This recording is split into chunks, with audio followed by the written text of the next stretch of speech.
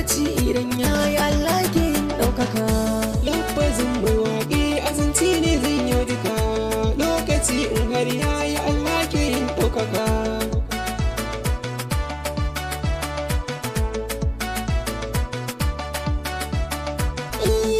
Shi da bazin da waka zance zaurance, harshe linzami ne sai ta babarin zance, dusan bashi na kare da kura baya yin rance, to kaga ashe dai zai zauna hankali kwance, me haɗin biri da gada zance na kuma sai ku gwada, komai ka gani daga Allah ne sarki mai duka.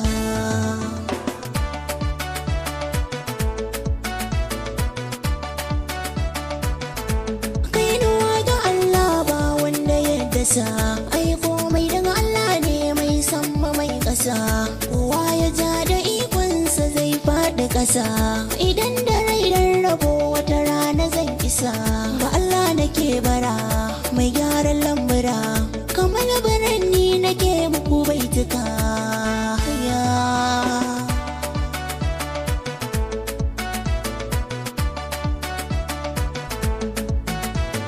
Waƙa sana'a ce, murya ta jari ce, Allah ya lamunce, in na yi waƙa ta yi fice, daɗin waƙa zaurance, baiwar ta Allah ce.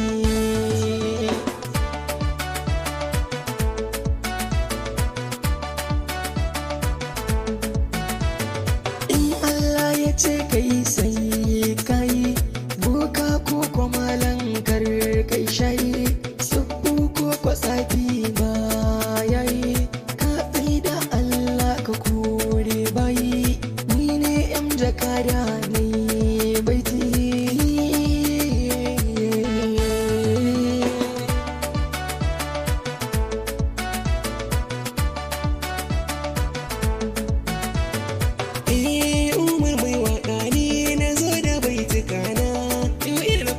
Ni na zo da ganguna, lissafin mai waka ya tsara azanci sani na, mai tafe da sako kwatankwacin faɗi na, ni ɗan masu gari ku rike zantuka na.